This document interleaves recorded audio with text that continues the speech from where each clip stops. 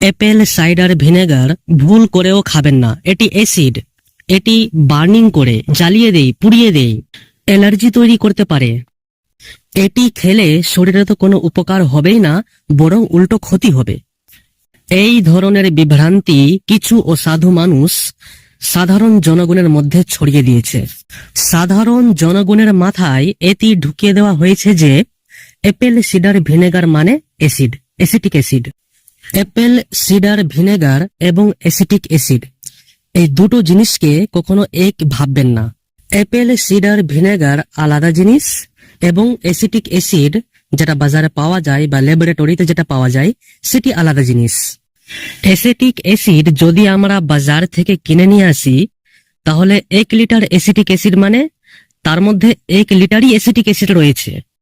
কিন্তু 1 লিটার যদি আমি অ্যাপেল সিডার ভিনেগার যদি কিনি, তাহলে তার মধ্যে অ্যাসিটিক অ্যাসিড রয়েছে 4 থেকে 5%।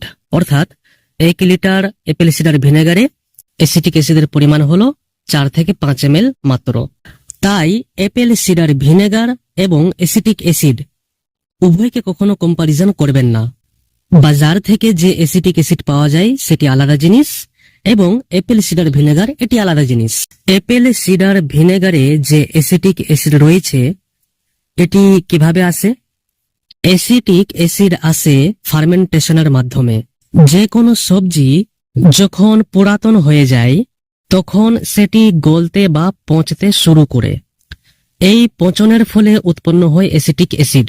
তবে যেসব ফ্রুটস বা ফল রয়েছে বা জুইসি উপাদান রয়েছে সেখানে অ্যাসিটিক অ্যাসিডের উৎপাদন বেশি পরিমাণে হয়। তাই অ্যাপেল সিডার ভিনেগার অর্থাৎ অ্যাপেলকে যখন আমরা ফার্মেন্টেশনে দিই বা অ্যাপেল যখন ফার্মেন্টেড হয় জলের মাধ্যমে, তখন সেখানে অ্যাসিটিক অ্যাসিড উৎপন্ন হয়।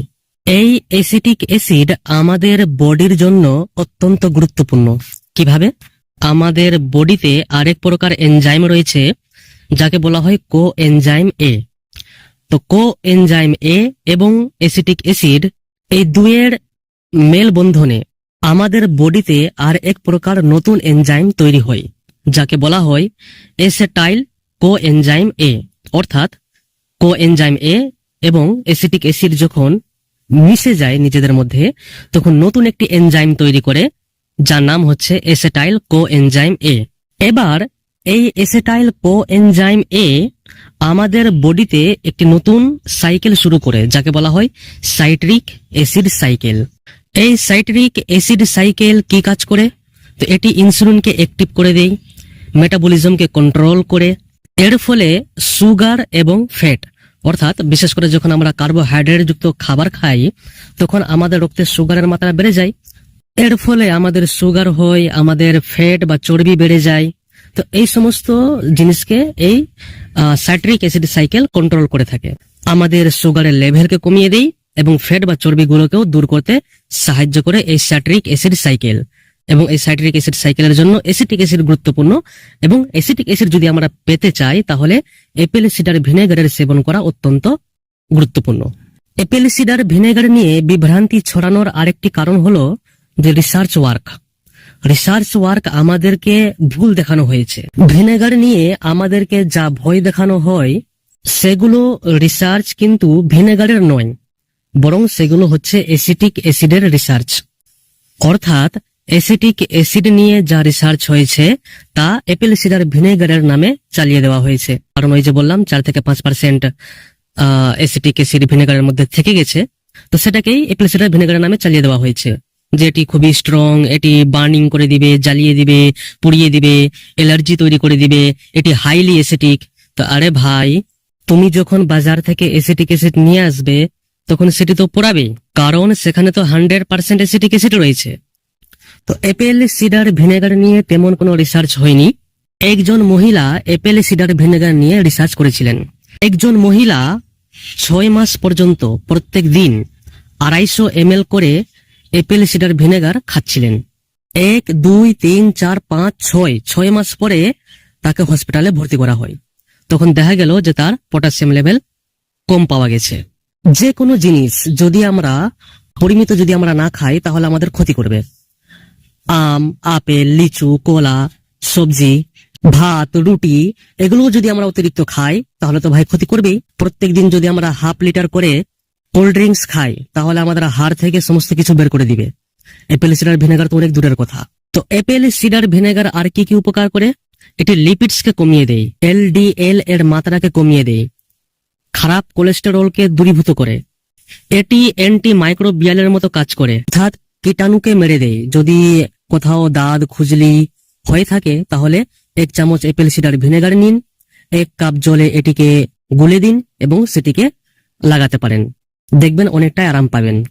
এটি অ্যান্টি ফাঙ্গাল, ফাঙ্গাস গুলোকে মেরে দেওয়ার ক্ষমতা রাখে অ্যাপেল সিডার ভিনেগার।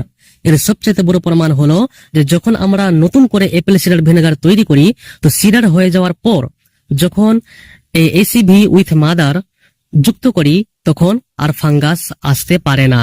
অর্থাৎ অ্যাপেল সিডার ভিনেগার ফাঙ্গাস গুলোকে মেরে দেওয়ার ক্ষমতা রাখে বলেই। এটি অ্যান্টিসেপটিক, যদি কাউকে জখম হয়ে থাকে আর যদি ঠিক না হয় তাহলে যাকে আমরা লাল ওষুধ বলে থাকি তার সাথে মিশ্রিত করে লাগাতে পারলে জখম ঠিক হতেও সাহায্য করবে। এটি ইমিউনিটিকে বুস্ট করে থাকে, রোগ প্রতিরোধ ক্ষমতাকে বাড়ায়। এর ফলে অটো ইমিউন ডিজিজ যেগুলো রয়েছে সেগুলো থেকে আমরা রক্ষা পেতে পারি। ইনসুলিনকে এটি অ্যাক্টিভ করে দেয়, বিশেষ করে যাদের ইনসুলিন রেজিস্ট্যান্স রয়েছে তারা যদি অ্যাপেল সিডার ভিনেগার খায় বা সেবন করে তাহলে ইনসুলিন রেজিস্ট্যান্স থেকেও মুক্তি পেতে পারে। ইনসুলিনের কর্মক্ষমতা বেড়ে যাওয়ার কারণে বা অ্যাক্টিভ হয়ে যাওয়ার কারণে এটি ওবেসিটি বা মোটা যে আমরা হয়ে যায়, চর্বি যে আমাদের মধ্যে বেড়ে যায়, ফ্যাট বেড়ে যায়, সেই ওবেসিটিকেও কমিয়ে দেয় এবং ডাইজেশন হজম প্রক্রিয়াতেও সাহায্য করে। এই জন্য দেখবেন যখন হোটেলে গিয়ে আমরা চাইনিজ খাবার খাই তো সেখানে ভিনেগারকে মিশ্রিত করা হয়। কেন মিশ্রিত করা হয়? কারণ এই ভিনেগার সেই খাদ্যগুলোকে পচাতে সাহায্য করবে, অর্থাৎ ডাইজেশনে ইমপ্রুভ করবে। ক্যান্সারকে প্রতিরোধ করার উপাদানও এর মধ্যে পাওয়া গেছে। অ্যাপেল সিডার ভিনেগারে ক্যালসিয়াম রয়েছে যা আমাদের হাড়কে মজবুত করে, ম্যাগনেসিয়াম, ফসফরাস, ভিটামিন সি যা আমাদের স্কিনের জন্য অত্যন্ত গুরুত্বপূর্ণ, ভিটামিন B1, B2, B6 যা আমাদের চুল পড়া থেকে বাঁচাতে সাহায্য করে। তো দেখতে পাচ্ছেন যে অ্যাপেল সিডার ভিনেগারে কত মিনারেলস, ভিটামিন রয়েছে যা কিন্তু অ্যাসিটিক অ্যাসিডে নেই। তবে কারা খাবেন না? শিশুদেরকে এটি ভুল করেও দেবেন না। শিশুদের জন্য আপনি আল্টারনেট বা বিকল্প কিছু খুঁজে নেন, এটি তাদের কিডনি বা হার্টের খুব ক্ষতি করতে পারে। সুতরাং বাচ্চাদের থেকে এটিকে দূরে রাখবেন।